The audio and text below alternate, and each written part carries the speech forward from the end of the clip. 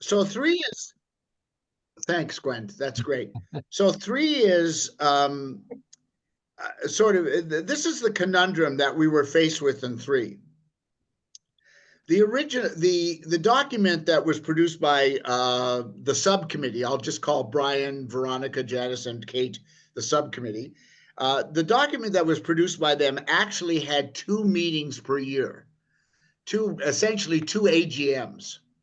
I believed when I was on the executive, and I think that the president agrees, that 2 meetings a year is really overkill for an organization such as ours, and that we should only have 1 meeting a year. So then once you've decided that you're only going to have 1 meeting a year, then you're faced with the question of whether or not you're going to have that meeting really at the end of the fall term, that is by December 31st, or you're going to have it in the spring, let's say by May 31st or by June 30th or something like that. And the problem with that then becomes that if you're doing everything at that meeting, including the financial statements and the election of officers, you're way out of whack. You're out of whack with something. That is, two general meetings a year is too cumbersome.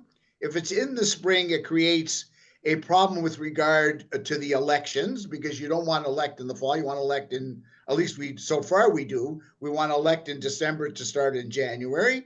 If you do it in the fall, then you have a problem with the financial statements, which can't be completed really until December 31st, because that's the end of the fiscal year. So you have to decide whether or not you want to either move the fiscal year or move the calendar year, or decide not to have financial statements that are up to date. Now, the original one that the subcommittee produced actually required audited financial statements. Now, although I'm a big believer in audited financial statements, the fact of the matter is they cost a lot of money to get audited financial statements. And I know this from our auditors, both in the condominium association and in the synagogue that I belong to. They cost a bloody fortune. And second of all, we're a very small organization with an extraordinarily small budget. It just seems, once again, it seems like overkill to me. So what I decided on in the end, and it's entirely me, was that there would be 1 meeting a year, and that meeting would be held before December, on or before December 31st, that it would coincide with the calendar year and the fiscal year, and that the financial statements would be presented as best they could be on whatever date that meeting was called.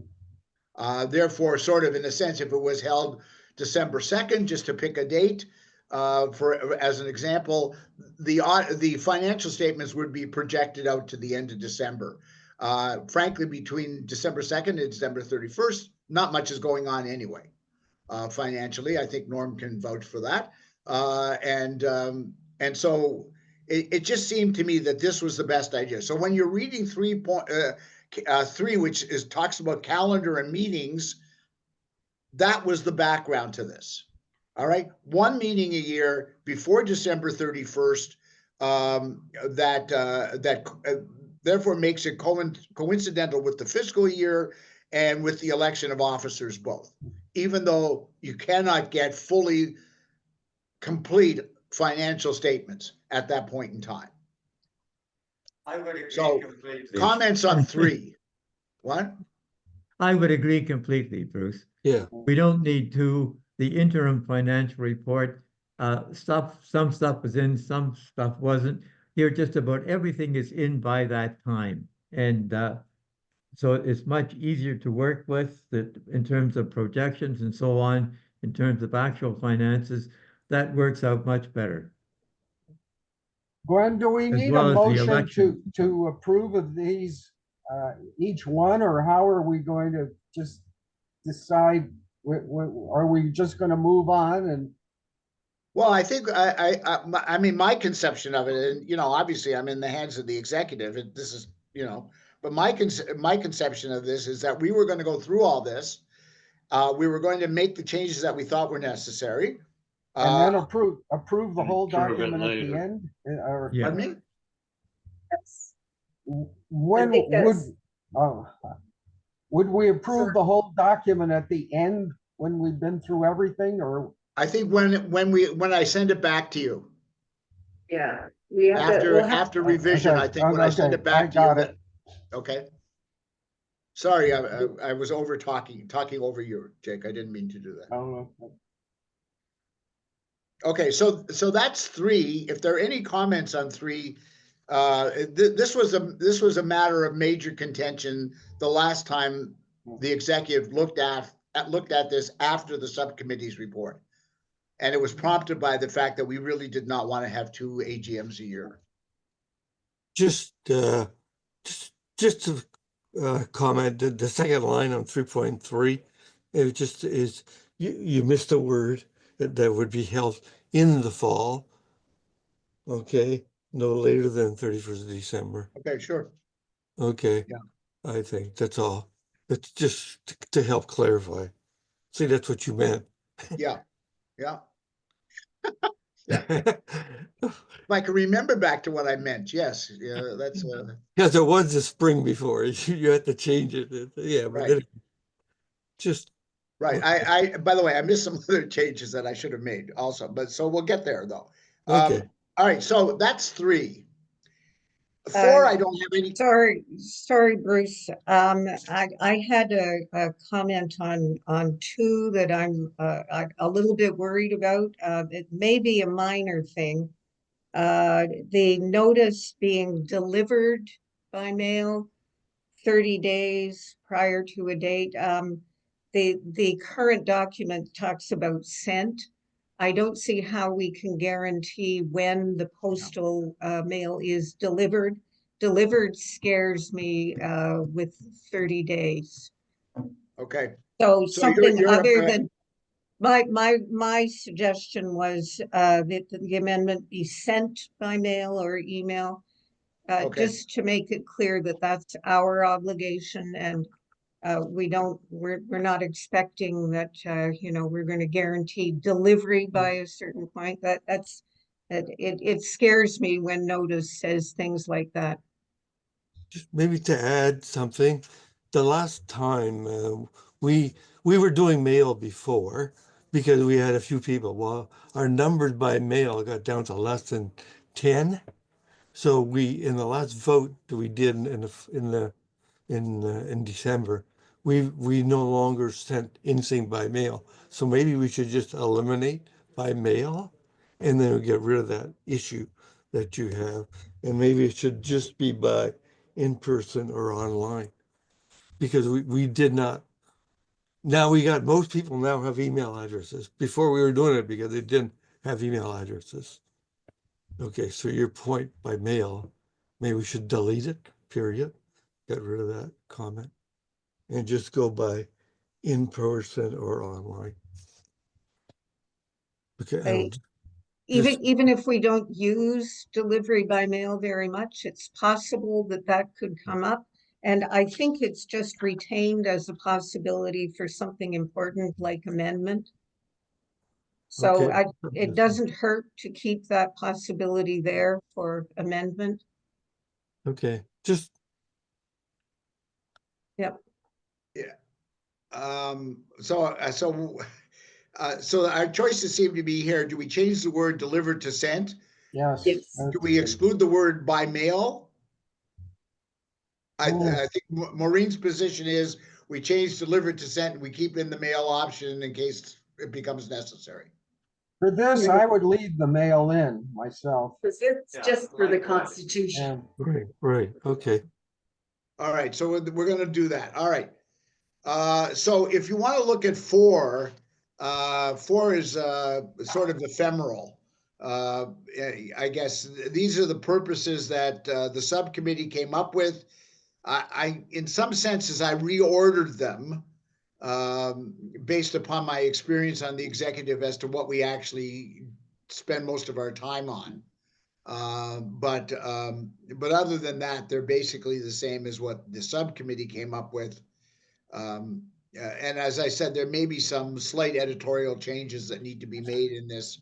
But other than that, it's there. And I think the order is good. You did a good job. Yeah, I like it. Okay, if you go on to 5, then I mean, by the way, I'm moving. I'm not moving quickly here because I want to shut down discussion on this. But if we're all in agreement to go forward with 4 as it is, let's just move on to 5. Okay. All right.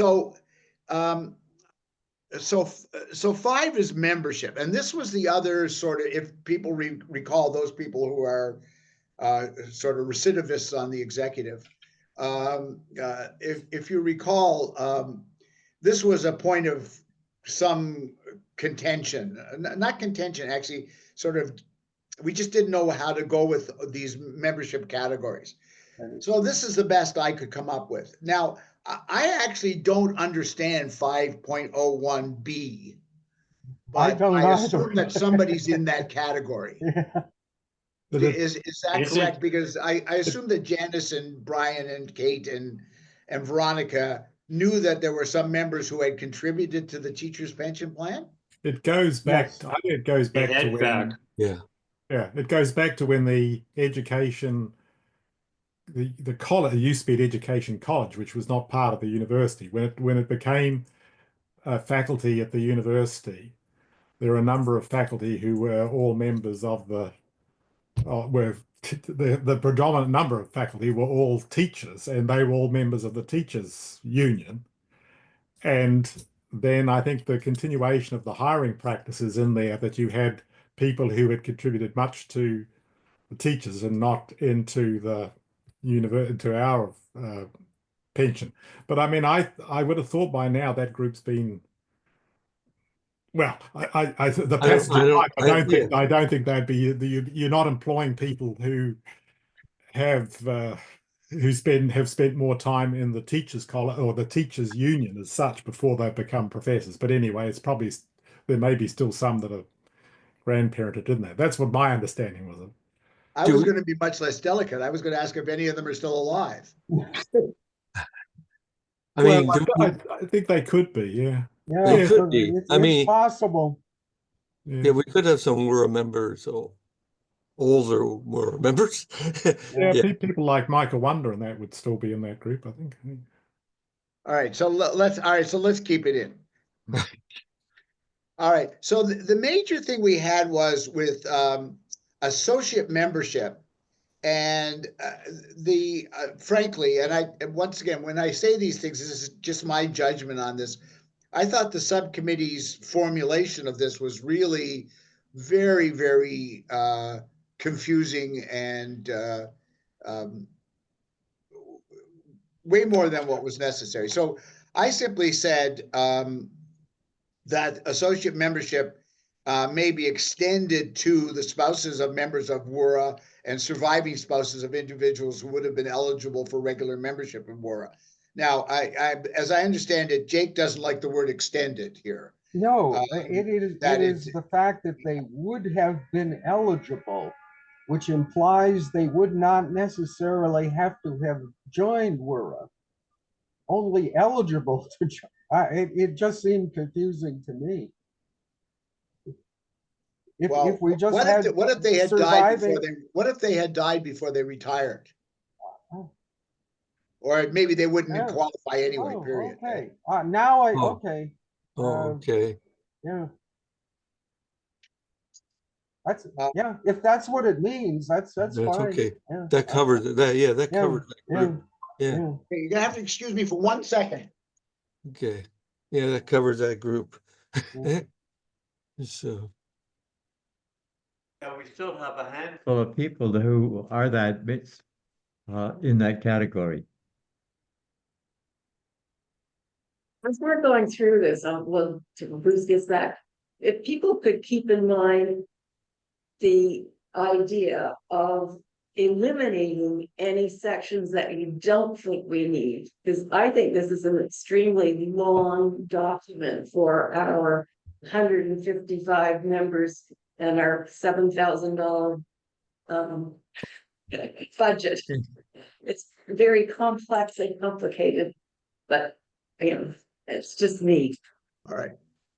I agree with that, by the way, Yeah. just in case you want to know. Right. Okay. So I'm happy to take out anything that people think should be taken out. So what this does is it says, these are regular members, these are associate members, these are ex officio members.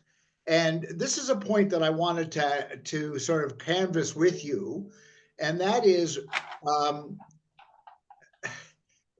the ex officio members, it says, are members without vote, including members of the WURA Executive Committee and members of standing committees who are not elected executive members or not retirees. And then it goes on to say, and once again, this is what the subcommittee had. It goes on to say that ex officio members may include the WUFA representative, the chairs of the WURA Communications, Pension and Benefits and Bursary Committees, and the WURA webmaster. Now, as far as I know, all of those individuals are, other than the WUFA representative, who tends to be the president of WUFA, all of those people are in fact elected in our elections, and they're all retirees. So so this sort of boggles my mind a bit, this particular section. And I'm not entirely sure what the subcommittee was getting at, except perhaps this, that there was a time period where we were using some people who had not yet retired. And the fellow who was Roger, the fellow who was at Yeah, Tech Services. right. Yeah, the webmaster was not a WURA member. Right. So at one time. Yes. At one time. And I guess it's possible that we could be putting pensions and benefits, and that committee might have some people on it who would be, let's say, subject matter experts who are not members of WUFA, Right. members of WURA. But my real question is, do we actually need this? I A don't section think on ex so. officio members. I mean, we can invite Invite people as kind of consultants on as needed. We don't need to have, I don't think we need the ex officio stuff here at all. Yeah. Yeah, I would agree. Except as it applies to the president of WUFA, Yeah, Yeah, right? because Right. they're- We right. could leave that one line in, but that's, I think, the only one that we would need. What I'm interested. I don't want to. What do you think? I mean, the reason why it was there before, it was the webmaster. Now we have the webmaster as part of it, and we're getting more IT people involved. So maybe, will we ever have that situation again where we have, other than the WUFA rep, are we ever going to have that? Where our webmaster or someone who is not a member of. even if. I agree. I agree with Norm. We can delete it. I think we should delete it too. Yeah. The other thing that people should note on this is that the reason that the associate membership was actually changed is because why I changed it is because they had some of these people who are ex officio members being given associate status, associate membership status. So I just thought it was way too confusing, and I separated them out. But I would be happier to have a one-liner here that the president of the faculty association or his or her representative will be an ex officio member of the executive. That would be one line that I would put in, and I'd take out all the rest of this stuff. I think that sounds good. Yeah. What do you think, Gwen? Oh, I agree, Okay, 100%. Okay. It's Can I very just, Maureen? just add ex officio member without a vote? Yeah. Yeah. Thanks. I mean, another alternative would be to include a C under associate membership, just to say any person the executive wishes to invite on in that capacity, and then you could. You want that under associate membership, or you want that under the? Well, it would. I just think it would then clean it up. Yeah, it'd be under still that ex officio member. Let's see Jake's point. We got Hold A, on, hold B, on. and now we have C. Right, Jake? That's what you're thinking of. Okay, No, could you give me that language again? well, please? no, hold on 1 second. Because I'm getting two different messages here from Jeff and from Roger. Oh, Do you okay. want the idea that the executive may appoint ex officio members, or they may appoint associate members? I would make it they could appoint an associate member, because they're the same without vote if they're ex officio anyway. So it doesn't really, and then it would, if you just had a broad category to say the executive could invite on any other person as an associate member, then the point is that could then encompass, if there is if there's another person who's a webmaster later on, or if there's the president of the faculty association can always would be you invited take on. would you take out that one liner that I was going to put in about the president of the faculty association? Well, you could get rid of the ex officio category then. That's what I was asking. Mm. I mean, I'd be happy to do that. The less complicated, the better. I think so. I agree. Well, Yeah. I would think that the president or representative of WUFA is in effect an ex officio member. Others would be at our request for some specific task. I don't know. Yeah. I not to disagree with Jeff, but I actually think I spent. You always do, Bruce. Though. I always do it. That's true. I admit it. But it's always with love, though. It's always with respect and love. I actually think that it would be better to have that line that Jeff's suggesting under the ex officio category, to put in the president of the faculty association, and then put in any other individual who the executive wishes to invite for a particular purpose, something like that. You okay with that? No. Okay. Yeah. All right. All right. So we'll move it that way. Okay. Okay. All right. So the rest of this is, there's honorary members who are people who are not members, who are ineligible for membership. And then there are lifetime members, people who are given this as an honor by the executive because of a lifetime of service. So, for example, the lady who was in charge of research grant. I'm terrible with names. Who do we?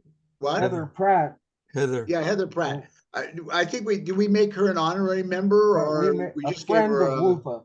what? A friend? A friend of A WUFA. friend of Yeah, WUFA. but we have honorary members though. I Yeah. think maybe Douglas maybe he's an honorary member, and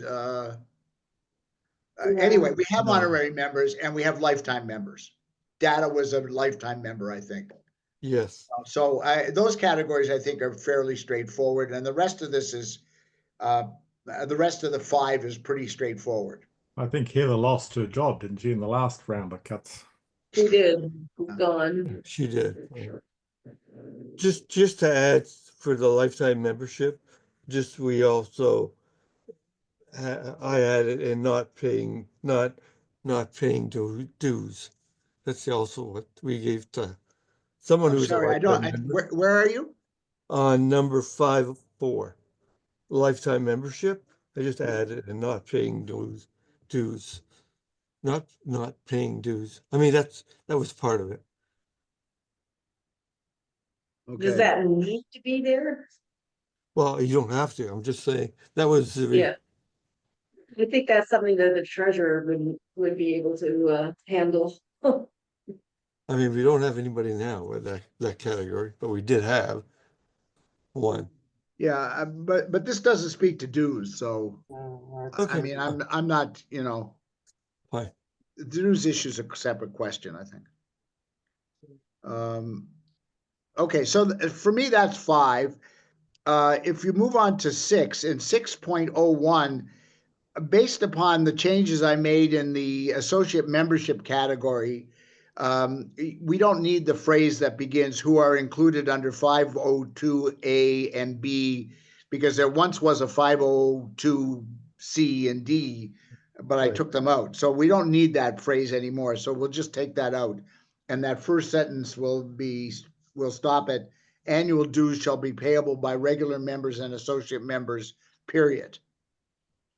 And so the dues section is very straightforward. Okay. It just says pay up. You Right. even need the B part in there. I mean, that's kind of understood. Which part? About funds to be paid used solely to defray expenses. I mean, do we really need that? Well, I mean, once again, the subcommittee thought it was important to put that in. I don't personally think it's necessary. What else are the funds going to do? You know? If we need that, I think we should get rid of it personally. Veronica told me this morning that what they did in preparing this document was look at all constitutions from other retirees associations across Canada. They put what they found common in all of those into a document and sent it to us. And they said that they expected us to be able to remove whatever we thought was not necessary, but they included everything to All right. give So us. all right. Lots of So what I'm going to do is, so if everybody's in agreement on this, what I'm going to do is I'm going to combine 6.01 and 6.03 and say annual dues shall be payable by regular members and associate members for the calendar year. Annual dues for the calendar year shall be payable by regular members and associate members on or before January 1st. Okay, I'm going to combine those two, and then 602 will remain there, that the amount will be set by the at the annual general meeting in response to motion introduced by the treasurer. Okay? That's good. All right. If we move on to 7, this is this meetings issue. And once again, as I said, I took out the one annual general meeting. How could be annual when it was, I think they actually had biannual in there, but anyway.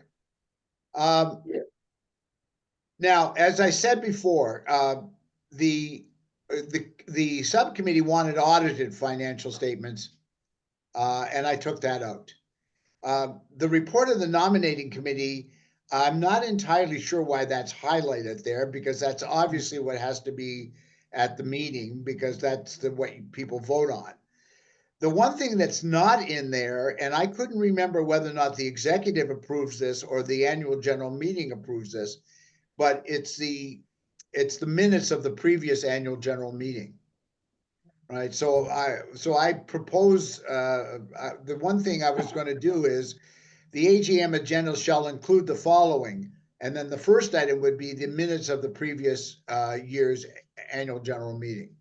And then it would go on to say the president's report, the treasurer's report, et cetera, et cetera. That's the one thing I was going to do there, and to take out the highlight. Yeah, So does that mean that the minutes from the meeting have to be approved by the following meeting? I mean, in every organization that I've been in, that's the way it is. Yeah, but that has not been our practice, and No. Oh, I'm that fine hasn't, with. sorry. No, because the executive has approved it at the meeting that we have following the AGM, and then we post those minutes up on our website. But we've Okay. never brought to the membership, although you're right, I mean, that's normally how those meetings begin, is with the minutes from the previous year. But it's a long time have passed before they get there, that's all. Yeah, I don't, look, I don't think there's anything philosophically or quasi legally wrong with an executive approving the minutes. I don't see there's anything wrong with that at all. I just didn't know what our practice was. I couldn't remember Okay. actually approving them when I was on the executive, but you know, Okay. my I mean, memory's not that great. Gwen, it's correct. That has been our practice and it's worked out well. All right, And so who we'll would take, who would all right, so I remember a won't, year later? That's right, so I won't put that in. All right, so Okay, fine. it'll be as you see it there. Okay.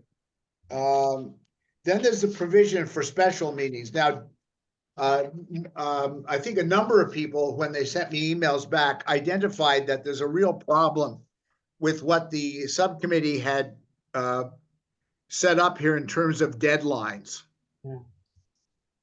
Like, Right. it's not possible to comply with 7.05 and also comply with 7.03 at the same time. Right. The timelines don't actually work. No. So at least I don't think they work. There No, may be they some don't. explanation as to how they do, but I couldn't think of it. So we need to fix that up. And I think the more logical idea is to say that the executive shall schedule a special meeting to be held within what, 45 days probably Mm, of the yeah. executive decision, or 30 days of the executive decision. And then the executive would issue the decision to hold a special meeting and issue the draft agenda at the same time. That I means mean, we have to have the draft agenda 40 days in advance. no, 30 days. See, the way it is right now is supposedly you're supposed to hold this meeting, this special meeting 10 days after the executive decides to hold it, but you're supposed to have already sent out the agenda 30 days before. Right. Yeah. So that doesn't work. No. So my view is that we just make them fit together by saying that the meeting shall be held within 30 calendar days. And then that would be the day in which you issue the notice of the meeting and also issue the draft agenda. Well, that's easy to do because it's just one subject.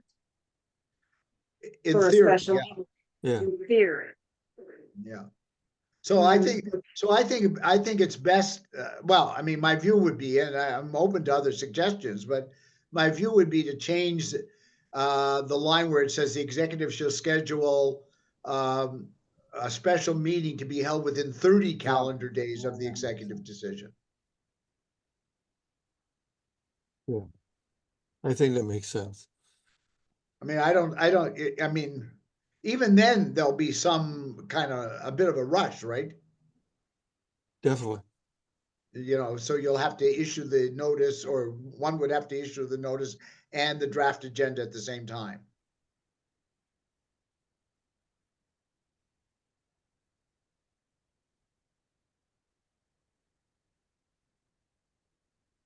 I just. Now, other than that, I have no other comment on 7. 7 seems to be quite straightforward. I mean, well, other than that, it's not straightforward, but there it is.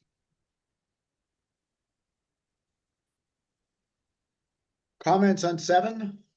By the way, anybody can go, if you spotted a typo or you spotted some inconsistency, you know, while you're biking this afternoon, you know, stop the bike, get out your phone and send it to me. Bruce, can I ask a question? I'm not quite sure I've got this clear, because in 708, it says, for the annual general meeting and any special meetings, electronic notice with an agenda shall be sent to members of the association 10 days, calendar days in advance of such meeting. Right. So a distinction is made in the document, and we actually made this distinction also. The distinction is made between a draft agenda and the actual agenda. So the draft agenda needs to be sent out, 18 days beforehand. 18 calendar days beforehand. No, not sorry. I'm No, sorry. 30. That's not right. That's an 30, item. 30 days. 30 days. The draft agenda needs to be sent out 30 days in advance, but the actual agenda does not need to be sent out until 10 calendar days in advance. I mean, I can't look, you know, there are various ways we could look at this, but it seemed not to be, I mean, it seemed to be a pretty reasonable way to deal with it. You came up with the agenda for the AGM, you sent it out 30 days in advance, and then 10 days beforehand, you finalized the agenda. It doesn't seem to be illogical, really. Yeah, it's the key there. It's a draft agenda. Right. And obviously there is some element there that the draft agenda goes out, and then members who want to actually submit items for the agenda can do it 18 days before.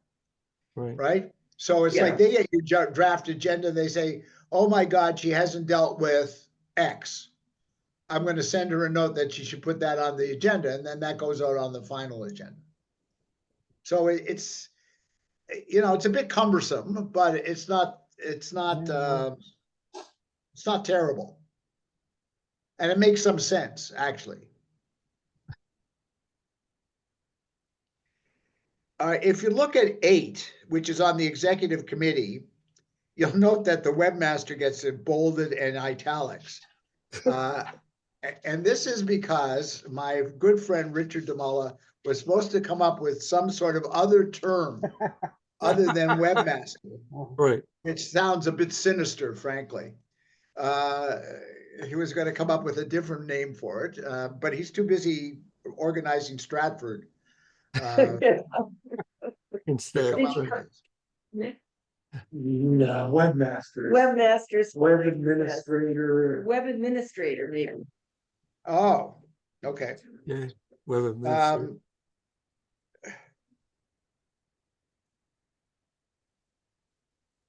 I take it he got his Stratford booklet for the coming year. I got mine in the mail, I think, on Friday. Ah. All right, web administrator it is. Mm. All right, so the web administrator is in there. And once again, these ex officio people, I'm going to just, as I said before, I'm taking out the ex officio, except to the extent that we just talked about it in terms of A, the president of the faculty association, and B, anybody else who the executive believes should be appointed as an ex officio member. So I'm going to change that 801, 8.01 on as it deals with the ex officio.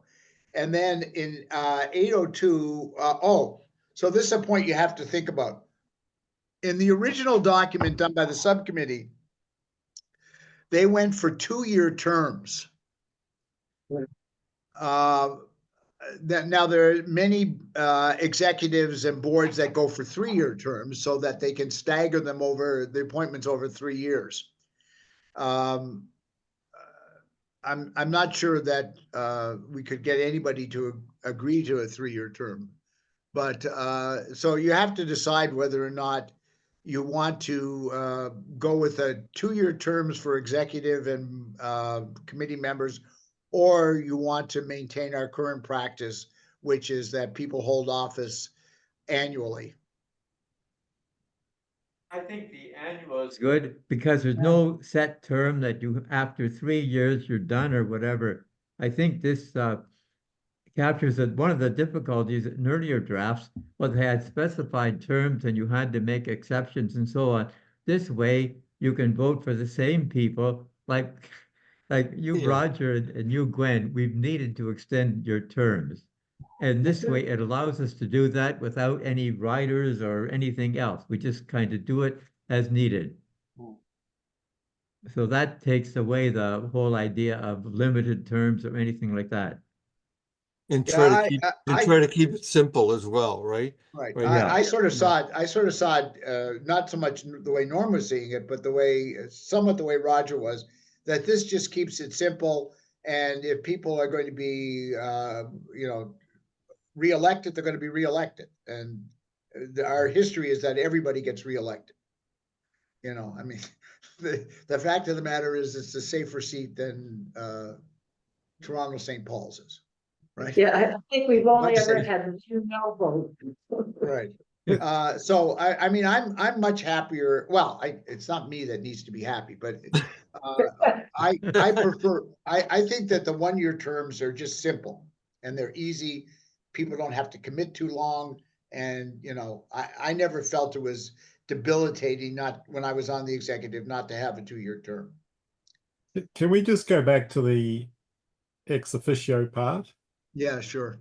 Because the change you're going to make. So I don't have a problem with the change you make, but just the effect of the change you're making is that at the moment, the way it's worded is these people, the named people, so the 4 of them there, are as of right entitled to notice of the meeting and to be on the thing, on the executive.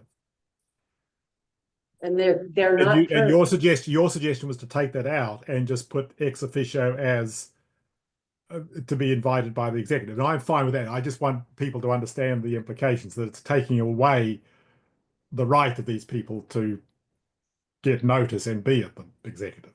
Yeah, They don't, yeah, but Jeff, they don't currently have that right. Yeah, okay. So this was adding something in that we don't normally do. Yeah, okay. I think that the subcommittee were trying to take into account the possibility that these people would not actually be were members, and just wanted them to get notice and etc. And so they added this in. Yeah, okay. This is an addition, and I would think we should take it out, as Yeah, everybody right. seems to agree. Yeah, that's exactly the reason, Bruce, completely. All right, now the next section on responsibilities of executive committee. I mean, I have to say that it does bother me that we have 2 full sections here, 2 or 3. Two full section, 905 and 906, which are about removal of officers, right? I mean, Yeah. it's like, you need a commission of inquiry. It needs to be headed up by a former governor of the Bank of Canada. Or a governor general. I mean, it's a lot of process here for something that, as far as I know, has never happened. And given that they're only 1-year terms, it's hard to imagine how it could ever happen.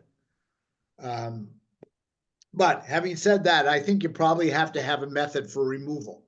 You don't really have a choice. I don't think you really have a choice about that. So I understand that this looks long, and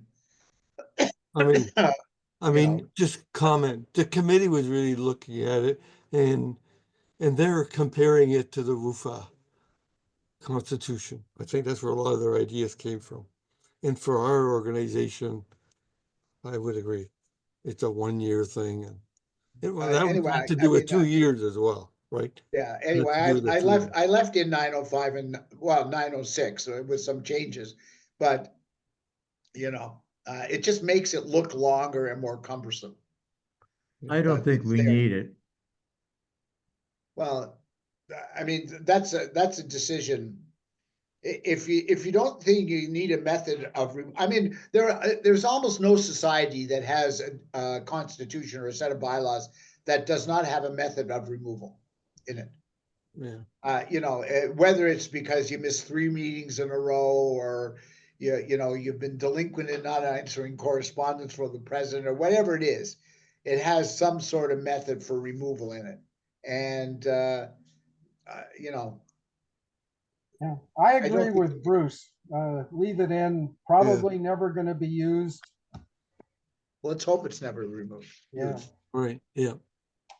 The next section, section 10, is all on the roles of the members of the executive, and the only comment I have is on everything I think was written here, either in the old constitution or was given to the subcommittee by the people who were holding the office at the time, except 10.08, which is the role of the not webmaster, the web administrator. And I had no idea what to actually say about this, so I just said the webmaster will maintain and enhance the online image of the association. Now, I'm sure Richard has more specifications that he could add in there if he wants, but I thought this gave him all the power there was to affect our online image. Anyway, but I don't know if people have comments on anything in 10. So you're okay with what he wrote there? Yeah, he's okay with it.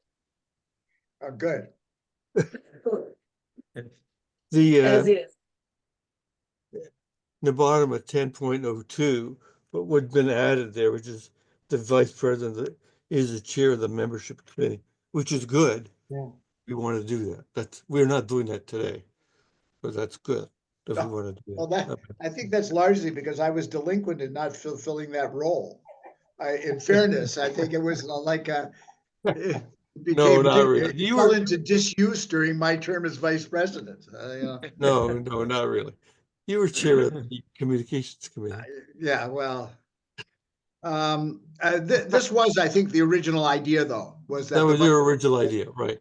Yeah, we right, don't, yeah, but I yeah. think if we all want to go with it, that's, we have not done that, but that I think it's Well, good. essentially, you've done that. Well, right? I've sort of done it as past president and whatever, because I sort of knew people. But there really has been no chair. I've been sort of doing it.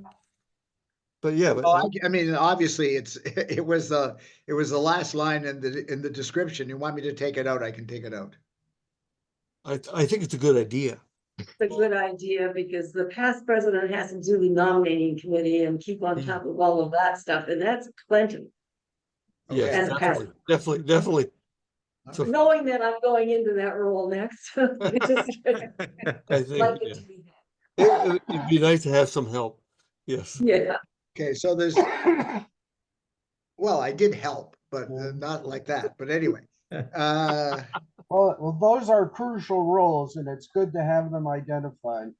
okay, fine. We'll leave it in. Now, I don't know, Jake, did you note the last line in the secretary's description? Well, I'm not sure. I've never really tried to deposit anything in the archive, so I really don't even know where they are. Bottom of the library. we Well, are. I could, yeah, I mean, it's certainly not unreasonable. I think, On that note, though, to Yeah. add, Tina and I are meeting with the archivists in, I think it's next week or maybe the week after, to try to set up a regular deposit. And we're trying to figure that out. They haven't had anything from us since, I believe, the last batch goes late into the 90s or something like that, minutes and things. So we're trying to figure out how we can get minutes and AGMs or whatever into the archives and then set up a regular deposit. So once that's set up, it makes sense to me that the secretary could do this on an annual basis. Right. Yeah, Probably the last certainly, deposit was yeah. from when I Dad would was a take young everything man. would be digital at this point. Yes, and they Yeah. can handle e-files as long as they're PDFs. Yeah. So we'll be working that out, Jake, I hope. But I was concerned that we're losing a lot of our historical documents because they're sort of all over the place. And we don't have necessarily good paper records, but we're going to try to figure out what we can deposit, what they have. I now know what they have, so we'll try to fill in from there. And so, mean, Roger, I know the review I got a lot of, because- I have a lot of minutes that I have, and I Yeah. would work with So we're Jake gonna- on that. Because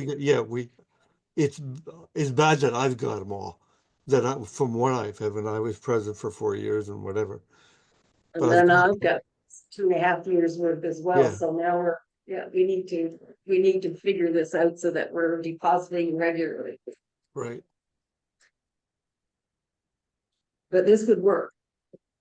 Okay, so Yes. let's leave that there. Mhm. Okay, anyway, these are the descriptions And they don't seem unreasonable to me. Agreed. If you go to 11, this is the one on standing committees. By the way, I have no idea why the words review and scholarship are bolded and italicized here. But assuming, I think that's because they're theoretically a new name, but It either way. is. Yeah. It was, yes. So everything that was, it should be scholarship, the new name is right. Yeah. So, So I'm just gonna unbold them and whatever. yeah. doesn't- Now, so if you look at this section, what it does is it lays out the standing committees. It then talks about how the chairs are appointed and how the chairs are supposed to call meetings and the president is communicates with the chairs, et cetera, et cetera. The formatting is all wrong. And then it goes into, starting in 11.04, the terms of reference and mandates of the various committees. And that actually takes up 11.04 through 11.11. My view of this is that we should take all of these mandates, terms of reference, whatever you want to call them, and we should shunt them over into an appendix here, and it should not be, so there should be a line 1104 that says something like the terms of reference and mandates of the standing committees are provided in Appendix A, and then all of this stuff should go to Appendix A. For the benefit of the people who are new on the executive, these terms of reference that you see here for all the committees, and you'll note how different they are from another. It's because they were actually done by the various committees themselves, Right. right? So the communications committee sat down and said, well, what's our purpose? What's our membership? What are our terms of reference? And then we sent it over to Janice or to Veronica. I'm not sure who. So we sent it off to them and they put it in. And the same was true of the membership committee, the nominating, and all the rest of them.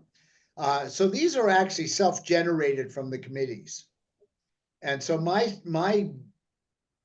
view is we should get them out of here, out of the main body of the Constitution, and get it into an appendix.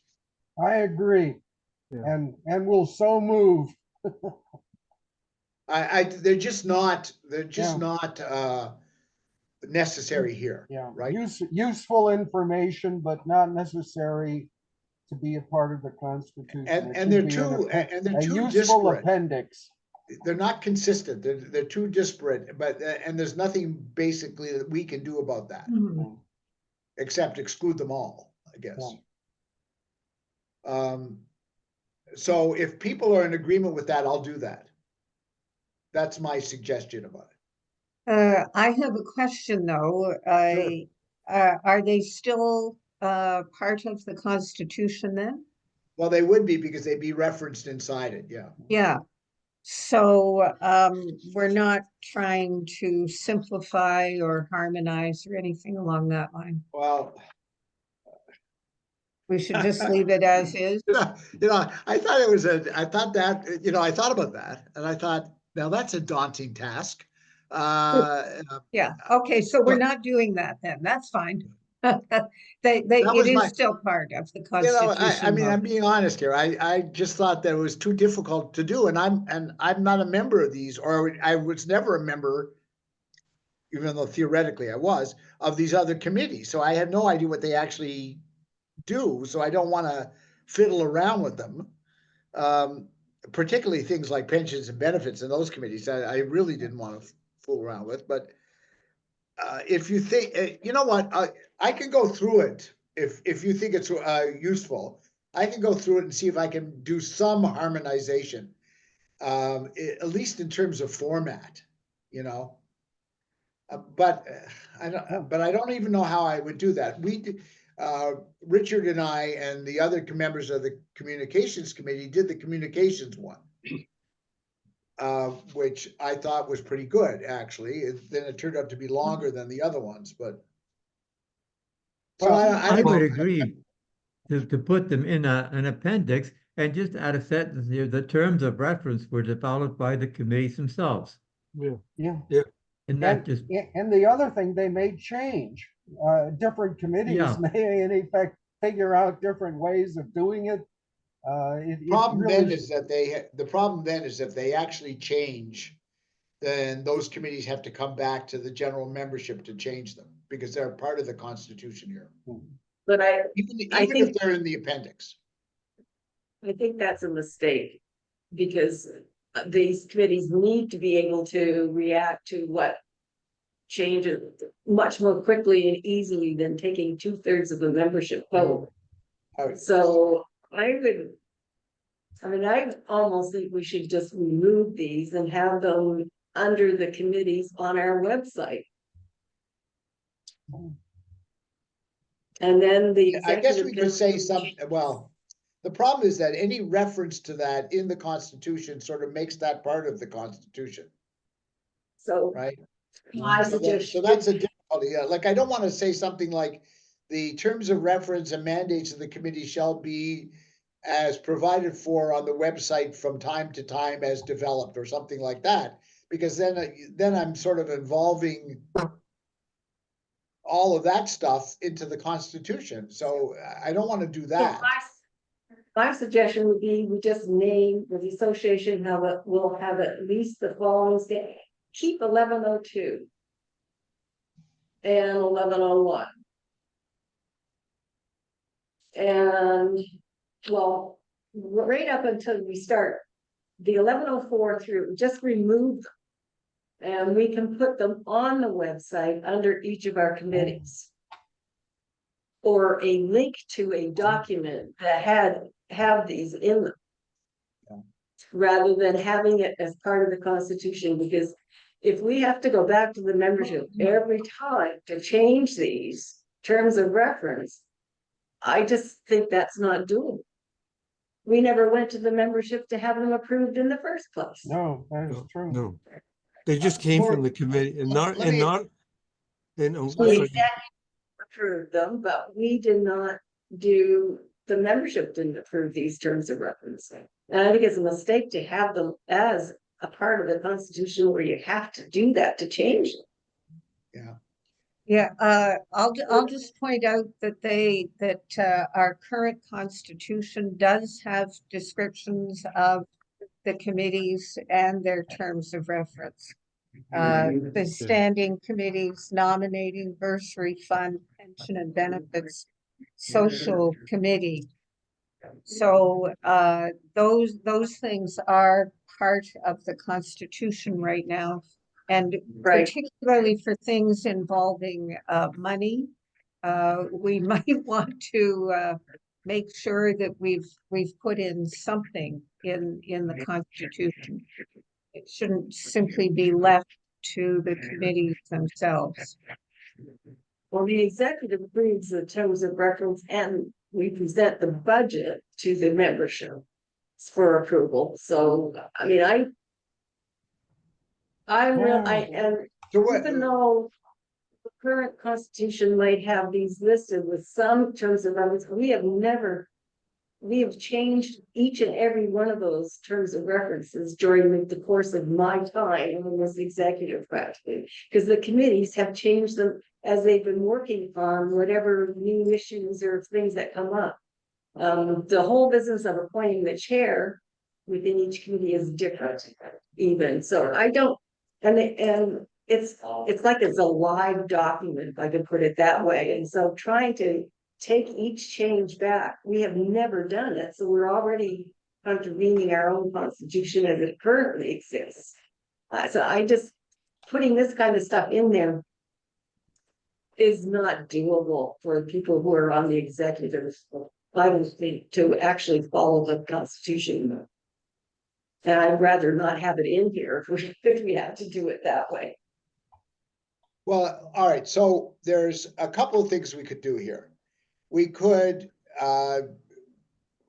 follow my first idea, which was to just throw them all in an appendix and refer to it in the Constitution. Refer to it in section 11 and just throw them all into an appendix. We could also perhaps take them out entirely, not put them in an appendix, but have a footnote.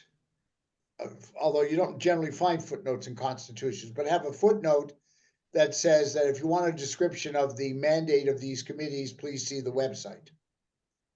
Sure. Or we could take each of them, we could take them, and I guess when I say we, I mean me. We could take them and we could try and parse them down to what I assume they did in the old Constitution, which was just put in the essentials, and particularly where they're spending money. So my suggestion would be, let me see if I can do the latter of those. That is sort of generalize and narrow at the same time. The descriptions of the committees so that we can keep them here and yet allow them maximum flexibility. What do you think? You think that's doable, have a shot at it. Well, I don't I'm know. willing to take it. Do I think it's doable? I don't know, but I'm willing to take a shot at it. After all, I'm retired. I mean, Anyway, what the hell? I agree with what you're saying, Bruce. I just want to add something. I know the nominating committee one, somehow the wording got changed. Instead of, if you see it, it's always the executive shall appoint. Wherever there's the word appoint, it should be approve. Because if you look at all the others, they were approve. Because we never, I think appoint was an old way of doing things. Maybe that word. So if you look at 11.6, the executive committee shall appoint annually. Right. It Okay. should be approved. And then the whole section, wherever we have appoint, should be approved. I don't know what happened there. You know what I mean? That's But the all the beauty others of get what's approved. that called? What's the thing called on your computers? The automatic word to fill or something? Yeah, I don't know. It didn't like the word appoint. Approve, I mean. Yeah, I don't know. But All right, so let me give it one shot, Gwen. Okay. Bruce, Okay. I have one suggestion. The Bruce, nominating committee, the pension and benefits committee, and the scholarship committee seem to me qualitatively different from the other committees. It seems those committees really have specific people, specific tasks. For instance, the social committee or the research support group, these are different animals. But those three, perhaps the membership committee as well, but certainly the nominating committee, the pension and benefits committee, and the scholarship committee really seem that those functions are pretty specific, and they're specific, people who are or positions that are appointed to them. Anyway, that's just a thought. just a comment, because I was involved in that and getting information from people. And the thing is, some committees did an excellent job doing the work. That's why they're different format. We gave them a sort of specific format, and they were supposed to do what their committee is doing. And we have a few committees which we didn't get a lot from. So, and Jake is right. I mean, the format, basically, we gave him a general format, but he left it to the chair in that committee. Some did a good job, some did not. And even the nominating committee, I don't know how it even got changed, because All I right, should have been the all right. nominating committee. Okay, I know that we only have 10 minutes, so let me Okay. give it another shot, okay? See if I can boil it down to something that's more specific yet more general. And that then what there are, then the last part, starting at section 12, are basically pretty straightforward representational things followed, and then 16 just deals with electronic voting. To be honest with you, I'm not sure why the electronic voting can't just simply say for all elections and all votes, electronic voting is permitted. but, um, but they have a longer procedure here with regard to electronic voting. That may have been Brian's influence. I don't know. It was, Bruce, I think we should make it as simple as we can, Yeah, because exactly. they're using politics right now, but honest to goodness, not all the time. It depends on who our web administrator is gonna be, I think, in their favorite, so, it's just so much detail. I think the executive and the web administrator are smart enough to be able to figure out electronic voting as on a Right. regular basis. The real point on electronic voting is that it's permissible. Right, and so Right, that's I mean, all we need to say. That's really, That's it.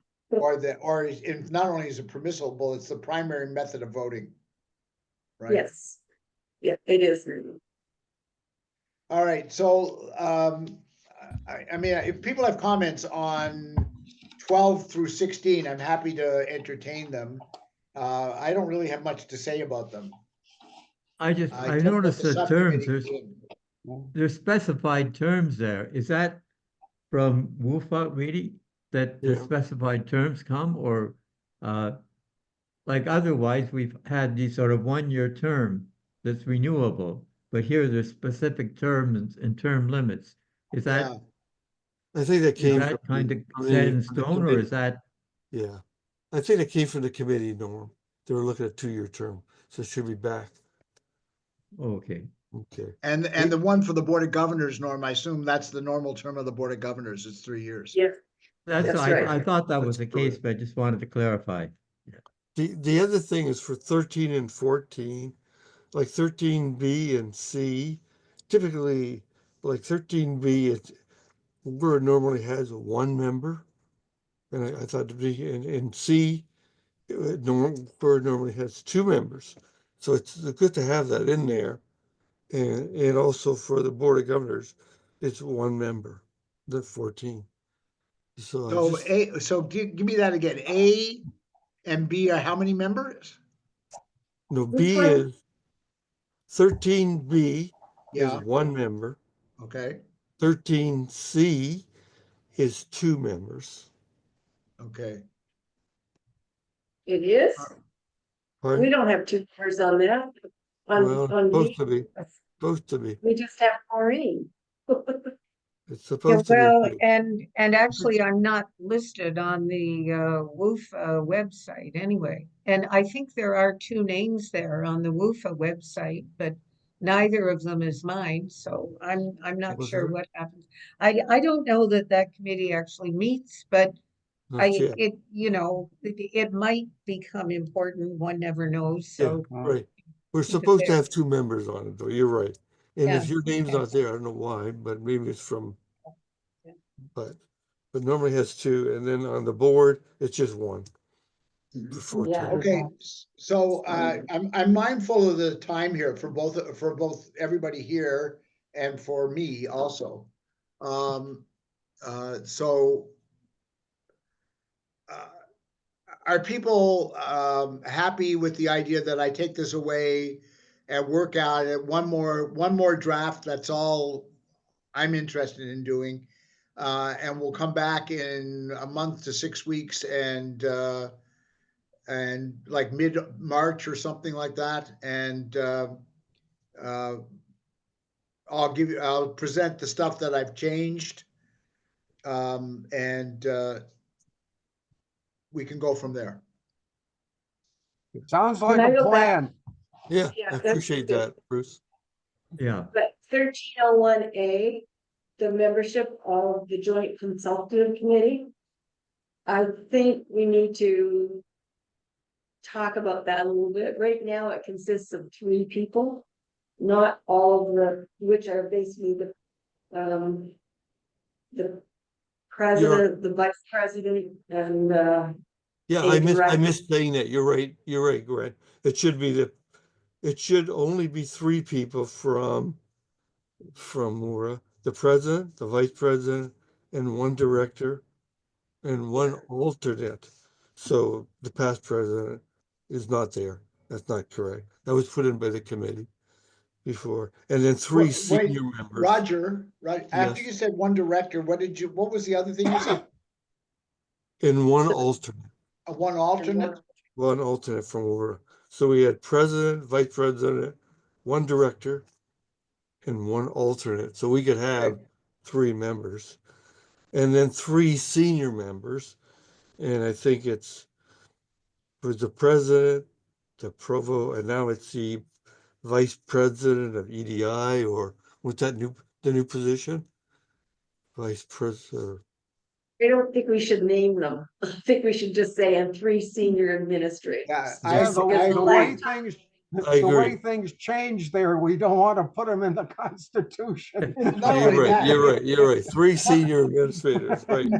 Good point, Glenn. Good point. Not only that, but we can't actually sort of command who they send, No. right? No. So, Last time we just met with the president, so, you It'd know, be We're, nice- we're looking at 6 total? Yeah, Yeah, 6 okay, total. got it. 6 total. But it'd be nice to have the president there. yeah, From no, the, but it's not, but we can't command him to be there. oh, you're right. No, the 3 senior administrators. Well, I mean, it says our trying to normally, say, so that's Normally. useful. Yeah. Yeah, we had normal. our trying to suggest who somebody else might have, should appoint to these things, that's it's a fruitless game. You can't do that. Oh. Okay, anything else? If anybody has any, as I said, look, you know my email. If you have anything else you think is really important, we can put it in and on the next iteration. Bruce, if you want to compare notes, you know where I live. Okay, We have there's to now a record. recording of it. So Yeah. either Gwen or Richard are going to send us, Jake, a recording. Okay? so, And I'm thinking for the, Richard's gonna put it on YouTube and give you the link. I don't know that I want to be on YouTube. It'll be password protected. Password protected and All all, right, don't good. As worry. long as he doesn't put it on TikTok, I'm okay. Yeah, Okay, listen, it's a great joy to see all of you. I have to say that. Likewise, I yeah. missed you, Thank you. and it was nice to see the new members of the committee, and Gwen will come back to me with a suggested date for the round next. 2, the second and Okay. final round. I wonder if for the second one, maybe do we need, it can just be part of a regular executive committee meeting, because I think it'll be a very brief thing. So we don't need a special meeting for that, probably. I don't know. We'll see. We We'll hope. see. I would say we'll to discuss- go I don't either know. way. Who You knows? know, I mean, I rather like this kind of subject matter specific meeting, to Yeah. be honest with you. It's like the ones we had when we were redoing the webpage. All right, your mind is focused on one thing and you're not thinking about 3 other agenda items. Okay, so Gwen, are we good? Thank All you, right. Bruce. Thank All you, right, take care, Bruce. everybody. Thank you. I'll Thanks, think of you Bruce. when I'm in Mexico next week. Bye. Have fun. Bye-bye. Well, All Gwen, right. is someone Bye-bye. at the house now? Yeah, we're both at the house. Richard and I are both here. I see a split screen with you, and it looks like somebody's, Well, Gwen, I don't know, I see a dark rectangle. oh, for Richard, Gwen. there you are. There he Okay. is. There's Richard. Yeah, Stand here. Riel is seeing me now because I'm talking. But yeah, you do see a black That was, rectangle for Gwen. Oh, she's pointing to her phone. yeah, I So had she to sign walked up to record, because it Oh, wouldn't let okay. me record on this. Okay, fair enough. And then when I went off, it stopped recording. So, okay, we're done. All right. Thank you, Hey, everybody. did you have some question about the fact that we're here in the building? Yeah, I do. The windows between the room and the vestibule are those possible to open? The windows between, Or- sorry, Yeah, the barrier between the room and the vestibule going on the sunset side, are those windows openable or are they fixed? you mean at the front of the house? Yeah, the front of the house. I tried opening them the last time I was here. They're very stuck. Oh, okay. Oh. So I wasn't gonna push too hard. Yeah, Uh, okay. Because I was trying to So- figure out where to put the musicians for the St. Pat's Day. Oh, Well, my sense is right in this room that we're in right now. Oh, okay. Uh, Yeah. And you know, you're talking about 10 musicians tops, right? Yeah, probably about 10. Yeah. Yeah, my thinking is, hold on, I don't know if you can see me walking around. Yes. yes, yeah. Okay, so we'll see if we help. So I'm thinking right here, okay? This is the back of the building, okay? The kitchen is off to my right.